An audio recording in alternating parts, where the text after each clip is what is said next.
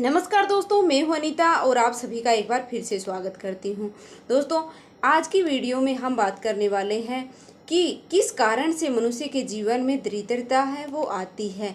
ऐसा कौन सा पाप है जिसके करने के बाद माता लक्ष्मी है वो मनुष्य का घर त्याग करके और चली जाती है, और वह कौन सा पुण्य है जिसके करने से देवी लक्ष्मी सदैव ही उनके घर में है वो वास करती है। तो चलिए दोस्तों, जानते हैं एक कथा के माध्यम से।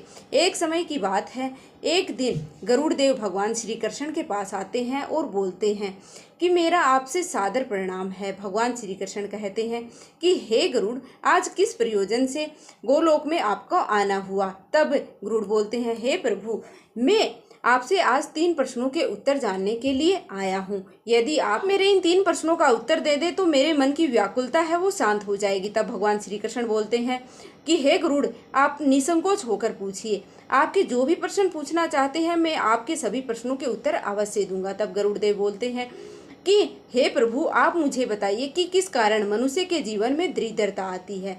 कौन सा पाप है जिसके करने से देवी लक्ष्मी मनुष्य का घर त्याग करके चली जाती है। वह कौन सा पुण्य है जिसके करने से देवी लक्ष्मी है वो सदैव ही घर में निवास करती है। तब भगवान श्री कृष्ण बोलते हैं, हे गरुड़, आज आपने समस्त मानव जाति के कल्याण के उद्देश्य से अत्यंत ही महत्वपूर्ण बात है वो पूछी है। मैं आपको आपके प्रश्नों का उत्तर एक कथा के माध्यम से दूंगा। मेरे द्वारा सुनाई गई इस कथा को आप ध्यानपूर्वक अवश्य सुनिएगा। तब गरुड़ कहते हैं कि हे प्रभु, कृपया करके आप मुझे वह कथा सुनाइए। आपके मुख से इस कथा को सुनना मेरा सौभाग्य है। मैं इस कथा को पूरा अवश्य सुनूंगा और इसका प्रचार तीनों लोकों में करूंगा। भगवान श्री कृष्ण कहते हैं, हे गरुड़, जो मनुष्य सत्य का साथ देता है ईश्वर उसका साथ कभी नहीं छोड़ते हैं। आज मैं आपको महाराज हर्षवर्धन की कथा सुनाता हूँ, जिन्होंने देवी लक्ष्मी का त्याग करके दरिद्रता को ग्रहण कर लिया था। त्रेता युग की बात है। भारतवर्ष में सत्यवादी धर्मात्मा राजा हर्षवर्धन राज्य किया करते थे। उनका राज्य कुंतल प्रदेश पर था। उनकी प्रजा अत्यंत ही संतुष्ट और खुश रहा करती थी। महाराज हर्षवर्धन बड़े दानशूर और वचन का पालन करने वाले थे। वह सदैव प्रजा के हित पर विचार करते थे। महाराज हर्षवर्धन इतने दयालु थे कि उनकी महानता का परिचय है वो इस बात से चलता था कि जब भी उनके नगर में कोई साधारण मनुष्य बिक्री के लिए आता था, उनके बाजार में अन्न, वस्त्र आदि वस्तुएं लेकर आता था। यदि वह वस्तु सायंकाल तक नहीं बिकती थी तो उसे राजा है वो स्वयं खरीद लिया करते थे, ताकि उनके राज्य से कोई खाली हाथ है वो ना जा सके। अपनी प्रजा के हित के लिए राजा ने यह सत्य की प्रतिज्ञा की थी। सायंकाल होते ही राजा के सेवक शहर में भ्रमण करते और जब वे किसी की कोई वस्तु या द्रव्य है वो लेकर बैठा हुआ देखते तो जिसे किसी ने नहीं खरीदा हो तो महाराज के सेवक हैं उस व्यक्ति से उन वस्तुओं की कीमत पूछते और उनकी इच्छा और ज़रूरत के अनुसार उस वस्तु की जो कीमत होती वह कीमत देकर के उनकी वस्तुओं को खरीद लेते थे। इस प्रकार से महाराज ऐसे दयालु स्वभाव को देख करके अनेक लोग प्रसन्न होकर के उनकी महानता की चर्चा करने लगे। महाराज हर्षवर्धन की कीर्ति तीनों लोकों में होने लगी। देवता भी उनकी प्रशंसा करने लगे। जब यह बात धर्मराज को पता चली तो एक दिन स्वयं धर्मराज ने ही महाराज हर्षवर्धन की परीक्षा लेने की सोची। फिर एक दिन स्वयं धर्मराज एक ब्राह्मण का वेश धारण करके महाराज हर्षवर्धन की नगरी में प्रकट हुए। उन्होंने अपने साथ टूटी फूटी चीजें और कूड़ा करकट कचरा एक पेटी में भर लिया, अर्थात उन्होंने दारिद्र्यता एक पेटी में भर लिया और उस पेटी को लेकर के वे सत्यवादी महाराज हर्षवर्धन के नगर में उनकी परीक्षा लेने के लिए पहुंच गए। धर्मराज उस नगर के बाजार में उस दरिद्रता की पेटी को बेचने के लिए बैठ गए, किंतु कौन व्यक्ति कूड़ा कचरा है वो खरीदेगा। ब्राह्मण रूपी धर्मराज दिन भर वहीं पर बैठे रहे, लेकिन किसी ने भी उनका कूड़ा कचरा है वो नहीं खरीदा। जब शाम काल हुई तब राजा के सेवक हमेशा की तरह ही बाजार में घूमने लगे। जिसकी भी बिक्री का सामान बचा हुआ था उसे वे उचित धन देकर खरीद लेते थे, ताकि कोई भी खाली हाथ है वो घर ना लौट सके। फिर उन सेवकों ने देखा कि एक ब्राह्मण अपनी पेटी लेकर बैठा हुआ है। राजा के सेवकों ने उन ब्राह्मण महाशय के पास जाकर के पूछा कि हे ब्राह्मण महाराज, आप इस नगर में नए दिखाई दे रहे हैं, क्या हुआ? आपका सामान किसी ने नहीं खरीदा है? ऐसा क्या लेकर आए हैं आप इस पेटी में? महाराज के आदेश से हमें यह सामान खरीदने के लिए हम यहाँ पर आए हैं। कृपया बताइए आपकी इस पेटी में क्या है और इसका मूल्य कितना है? तब ब्राह्मण ने कहा कि हे सैनिकों, मैं इस पेटी में दरिद्रता लेकर आया हूँ, अर्थात कूड़ा कचरा भर कर लाया हूँ। इसका मूल्य 1000 स्वर्ण मुद्राएं हैं। उस ब्राह्मण के ऐसे विचित्र वचन सुनकर के वे सभी सैनिक हंसने लगे और फिर उन्होंने उस ब्राह्मण से कहा कि हे ब्राह्मण, आपकी इस पेटी में कूड़ा कचरा भरा हुआ है, इसे कौन लेगा? इसका मूल्य तो 1 रुपया भी नहीं है। और फिर उस ब्राह्मण ने कहा कि सैनिकों, यदि इसे कोई नहीं लेगा तो मैं इसे वापस अपने घर लेकर जाऊंगा। मैंने तो सुना है कि आपके महाराज यहाँ से किसी भी व्यापारी को खाली हाथ है वो वापस नहीं जाने देते हैं, उनका सारा धन दरवे है वो खरीद लेते हैं। लगता है मैंने आपके महाराज के बारे में गलत ही सुना है। उस ब्राह्मण की ऐसी बात सुनकर के राजा के सेवकों ने कहा, ब्राह्मण, आपने सही सुना है, हमारे महाराज किसी भी व्यापारी को खाली घर नहीं भेजते हैं, उनका सारा माल खरीद लेते हैं। इसलिए तुम थोड़ी सी देर रुको, महाराज के पास जाकर हम फिर से आते हैं। फिर उनमें से एक सेवक महाराज हर्षवर्धन के पास जाता है और उनसे पूछता है कि महाराज, आज हमारे नगर के बाजार में एक ब्राह्मण आया है, वह बड़ा ही विचित्र है। वह अपनी पेटी में कूड़ा कचरा भर कर लाया है और उसका मूल्य 1000 स्वर्ण मुद्राएं बता रहा है। तब महाराज ने कहा कि हे सैनिकों, तुम जाकर उसके सामान का मूल्य जो कम से कम हो उतना दे करके उसका सामान है वो खरीद करके लाओ, उसे उसकी वस्तुएं लेकर वापस मत जाने देना, अन्यथा मेरा वचन झूठा हो जाएगा। फिर महाराज के सेवक उस ब्राह्मण के पास आते हैं और कहते हैं कि हे ब्राह्मण, हम तुम्हारे इस पेटी का मूल्य 200 स्वर्ण मुद्राएं हैं वो देते हैं, तुम इतनी मुद्राएं ले लो और प्रसन्नता से अपने घर चले जाओ। किंतु उस ब्राह्मण ने कहा कि हे सैनिकों, मैं 1000 स्वर्ण मुद्राओं से 1 रुपया भी कम है वो नहीं लूँगा। यदि तुम मेरा सामान खरीदना चाहते हो तो खरीदो, नहीं तो मैं अपना सामान लेकर घर चला जाता हूँ। तब उन राजा के सेवकों ने कहा, ब्राह्मण ठीक है, हम तुम्हें इस पेटी के बदले में 500 मुद्राएं देते हैं, इतना मूल्य तुम्हारे लिए सही रहेगा।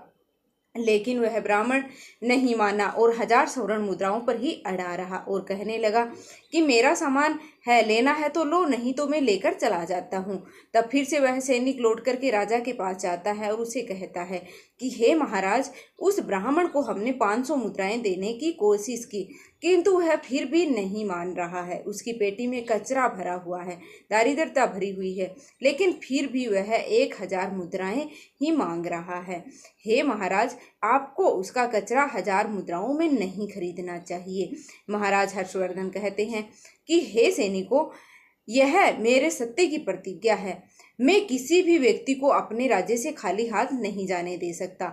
हम सत्य का त्याग कभी नहीं करेंगे। इसलिए तुम लोग जाओ और वह ब्राह्मण जो कीमत कह रहा है उसे उसकी वस्तु खरीद कर लेकर आओ, इसमें संकोच मत करो। फिर वह सभी ब्राह्मण के पास लौटकर आ गए और उन्होंने ब्राह्मण को 1000 स्वर्ण मुद्राएं दी और उनकी दारिद्रता से भरी हुई पेटी ले ली। वह ब्राह्मण मुद्राएं लेकर चला गया और फिर सिपाही उस दरिद्रता से भरी हुई पेटी को लेकर महाराज के पास लौट आए और फिर महाराज ने उस पेटी को राजमहल के अंदर रखवा दिया।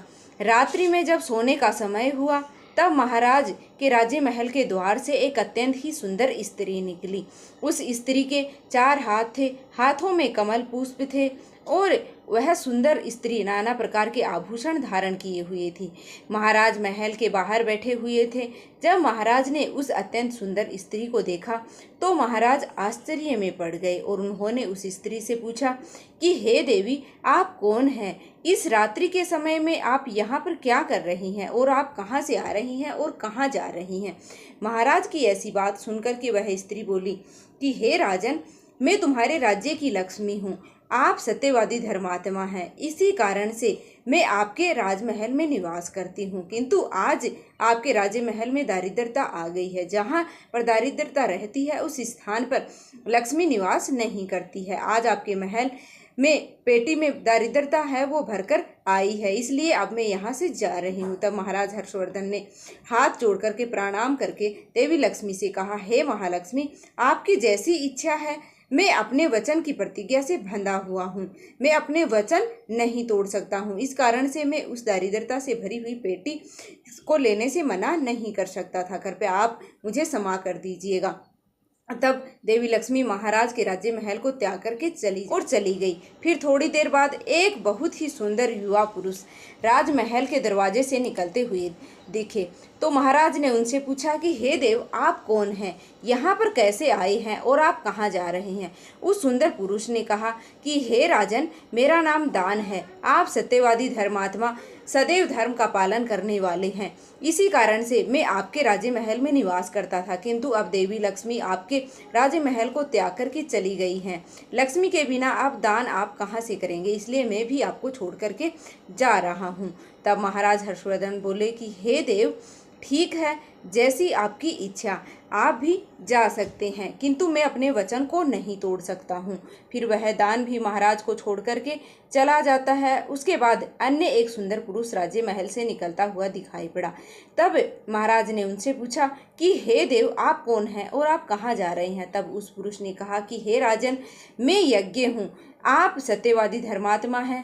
आप सदैव दान धर्म किया करते हैं। इसी कारण से मैं आपके राज्य में निवास करता था, लेकिन अब आपके राज्य से लक्ष्मी और दान है वो चले गए हैं, तो इस कारण से मैं भी आपका राज्य है वो त्याग करके जा रहा हूँ। लक्ष्मी के बिना अब यज्ञ नहीं किया जा सकता और दान के बिना यज्ञ है वो संपन्न नहीं हो सकता, इसलिए मैं भी आपका राज्य है वो त्याग करके जा रहा हूँ। महाराज हर्षवर्धन ने कहा कि हे देव, ठीक है, जैसी आपकी इच्छा, और आप भी जा सकते हैं, किंतु मैं अपने वचन को नहीं त्याग सकता हूँ। फिर वह यज्ञ भी राजमहल को छोड़ करके चला जाता है।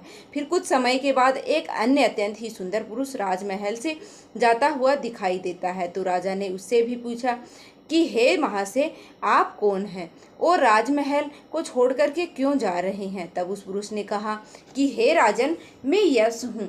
आपके पुण्य के कारण मैं आपके घर में निवास कर रहा था, किंतु अब आपके यहाँ लक्ष्मी, दान, यज्ञ आदि सब चले गए हैं, तो मैं उनके बिना आपको यश की प्राप्ति है वो नहीं हो सकती। इस कारण से मैं भी यहाँ से जा रहा हूँ। तब राजा ने उसको भी नमस्कार किया और आदर पूर्वक जाने दिया। फिर उसके बाद एक अत्यंत ही सुंदर स्त्री राजे महल से निकली, जिसने सुंदर वस्त्र परिधान किए हुए थे।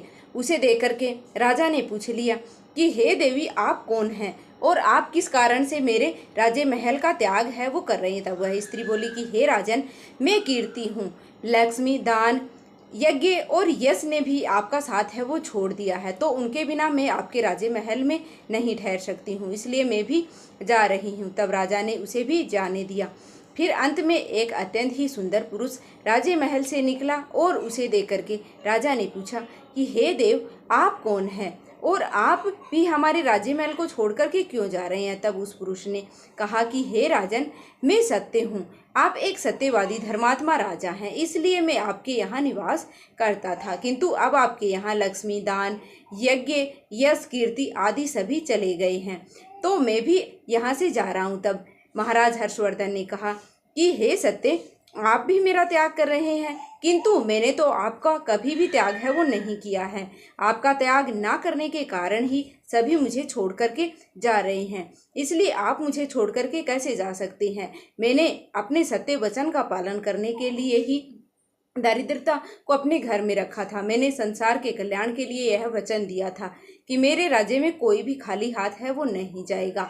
जो भी मेरे राज्य में कोई वस्तु बेचने के लिए आएगा, यदि उसकी कोई वस्तु नहीं खरीदेगा तो उसे मैं खरीद लूँगा। इसलिए मैंने अपने सत्य वचन का पालन करने के लिए उस ब्राह्मण को 1000 स्वर्ण मुद्राएं देकर के उसे दारिद्रता खरीद लिया था। उसी दारिद्रता की भरी पेटी के कारण देवी लक्ष्मी ने आकर मुझसे कहा कि वे उस स्थान पर निवास नहीं करती हैं जिस स्थान पर दारिद्रता रहती है। देवी लक्ष्मी के जाते ही यज्ञ, दान, यश, कीर्ति सब छोड़ करके चले गए हैं। मेरे सत्य वचन का पालन करने के लिए मैंने उन सभी को जाने दिया, और अब आप भी मुझे छोड़ करके जा रहे हैं। महाराज हर्षवर्धन की बात सुनकर के वह सत्य बोला कि हे राजन, यदि आपने मेरे लिए ही इन सब का त्याग किया है तो ठीक है, मैं आपका राज्य महल छोड़ करके नहीं जाऊंगा। आप सचमुच बड़े पुण्य आत्मा और सत्यवादी हैं, इसलिए अब मैं आपका राज्य महल छोड़ करके नहीं जाऊंगा और यहीं पर निवास करूंगा। वह सत्य फिर से राजमहल लौट गया। उसके थोड़ी ही देर बाद में एक सुंदर स्त्री लौट करके आ गई। उसे देख करके राजा ने पूछा कि हे देवी, आप तो कीर्ति हैं, अब आप मुझे छोड़कर चली गई थी तो फिर से क्यों आ गई हैं? तब कीर्ति ने कहा कि हे राजन, मुझे क्षमा करो, मैं लक्ष्मी, यज्ञ, दान, यश के बिना तो रह सकती हूँ, किंतु सत्य के बिना नहीं रह सकती हूँ, इसलिए जहाँ सत्य रहेगा मैं भी वहीं पर रहूंगी। फिर राजा ने कीर्ति का स्वागत किया और वह राजमहल में चली गई। फिर यश वहां से लौट करके आ गया। राजा ने उनसे पूछा कि हे महाशय, आप तो यश हैं, आप मुझे छोड़ करके चले गए थे, फिर लौट करके क्यों आ गए हैं? तब उस पुरुष ने कहा कि हे राजन, कोई राजा कितना भी बड़ा धनवान और दानशी क्यों न हो, किंतु सत्य के बिना उसे यश प्राप्त नहीं हो सकता है, इसलिए जहाँ पर सत्य विराजमान रहता है मैं भी वहीं पर रहता हूँ, सत्य के बिना मैं नहीं रह सकता हूँ। ऐसा कह करके और यश ने राजमहल में प्रवेश किया। उसके कुछ क्षण के बाद यज्ञ लौट करके आ गया और राजा ने उनसे पूछा कि हे महाशय, आप क्यों लौट करके आ गए? तब यज्ञ ने कहा कि हे राजन, चाहे कोई कितना भी बड़ा लखपति और दानशी क्यों न हो, किंतु बिना सत्य के यज्ञ शोभा है वो नहीं देता है। आप में सत्य विराजमान है और इसलिए मैं भी आपके पास ही रहूंगा। इतना कहकर के यज्ञ भी राजमहल में वापस लौट गया। उसके कुछ क्षण के बाद में दान भी वापस आ गया। राजा ने उनसे पूछा कि हे महाशय, आप भी मुझे छोड़कर चले गए थे, फिर लौटकर किस कारण से आ गए हैं? तब उस पुरुष ने कहा कि हे राजन, मैं दान हूँ और कुछ समय पहले मैं आपको छोड़कर चला गया था, किंतु आप में सत्य विराजमान है और जहाँ पर सत्य रहता है मैं वहीं पर रहता हूँ। कोई मनुष्य कितना भी धनवान क्यों न हो, किंतु बिना सत्य के वह दान है वो नहीं कर सकता। दान का महत्व सत्य से ही होता है, इसलिए मैं भी लौटकर आ गया हूँ। राजा ने कहा कि ठीक है, आपका भी स्वागत है, और फिर दान भी राजे महल में चला गया और फिर उसके बाद साक्षात देवी लक्ष्मी हैं लौट कर आ गई। राजा ने पूछा कि हे माँ लक्ष्मी, आप वापस क्यों आ गई हैं? आप तो मुझे छोड़कर चली गई थी। तब देवी लक्ष्मी ने कहा कि हे राजन, यह आपके सत्य की परीक्षा थी। आपके यहाँ पर यश, दान, यज्ञ और सत्य सभी निवास करते हैं और लक्ष्मी के बिना सभी विफल हो जाएंगे, इसलिए मैं आपके सत्य धर्म की रक्षा करने हेतु लौट करके आ गई हूँ। तब राजा ने कहा कि हे माँ लक्ष्मी, मेरे यहाँ तो दारिद्रता से भरी हुई पेटी है, जहाँ दारिद्रता रहती है वहाँ पर आप कैसे निवास कर सकती हो? तब देवी लक्ष्मी ने कहा कि हे राजन, मेरी कृपा से वह दारिद्रता से भरी पेटी भी स्वर्ण की रत्नों से भर जाएगी। इतना कह करके माँ लक्ष्मी भी राज्य महल में प्रवेश करती है। माँ लक्ष्मी के प्रवेश करते ही वह पेटी में भरा हुआ कूड़ा कचरा रत्न और स्वर्ण से आभूषणों से भर जाता है। उसके कुछ समय के पश्चात स्वयं धर्मराज ब्राह्मण का वेश धारण करके राजमहल में आ गई। तब राजा ने उनसे पूछा कि हे ब्राह्मण, आप कौन हैं? आपने तो मेरा त्याग नहीं किया था, फिर आप यहाँ पर कैसे आ गए हैं? तब उस ब्राह्मण ने कहा कि हे राजन, मैं साक्षात धर्म हूँ और मैं ब्राह्मण का रूप धारण करके आया था और मैंने ही 1000 स्वर्ण मुद्राओं के बदले तुम्हें दारिद्रता दिया था, किंतु तुमने अपने सत्य के बल से मुझे जीत लिया है, इसलिए अब मैं तुम्हें वरदान देने के लिए आया हूँ। बताओ, मैं तुम्हें कौन सा वरदान है वो प्रदान करूं? इतना कह करके धर्मराज ने अपना मूल स्वरूप है वो धारण किया। तब राजा हर्षवर्धन ने कहा कि हे धर्मराज, आपके दर्शन करके मैं धन्य हुआ, कृपया आप अपनी कृपा है वो सदैव ही मुझ पर बनाए रखें, मुझे और कुछ भी नहीं चाहिए। फिर धर्मराज ने कहा कि ठीक है, और उसको आशीर्वाद देकर वहाँ से अंतर्ध्यान है वो हो गई। भगवान श्री कृष्ण कहते हैं कि हे गरुड़देव, इस प्रकार से अपने सत्य धर्म के कारण ही महाराज ने सभी पर विजय है वो प्राप्त की, इसलिए मनुष्य को कभी भी सत्य का अनादर है वो नहीं करना चाहिए, हमेशा सत्य का पालन करना चाहिए। जो सत्य की राह पर चलता है उसके पास लक्ष्मी, दान, यज्ञ, कीर्ति, यश सदैव ही निवास करते हैं। तो दोस्तों, इस प्रकार से भगवान श्री कृष्ण ने गरुड़ देव जी को अत्यंत ही महत्वपूर्ण ज्ञान दिया। तो उम्मीद करती हूँ कि आपको यह आज की हमारी वीडियो है, जानकारी है वो पसंद आई होगी। यदि आपको वीडियो पसंद आई है तो प्लीज़ वीडियो को लाइक करके चैनल को सब्सक्राइब करना बिल्कुल भी ना भूलें, और वीडियो को ध्यानपूर्वक देखने के लिए आप सभी का बहुत बहुत धन्यवाद। तो मिलते हैं फिर से एक और वीडियो के साथ। माता लक्ष्मी और भगवान विष्णु की कृपा आप और आपके परिवार पर सदा ही बनी रहे। धन्यवाद।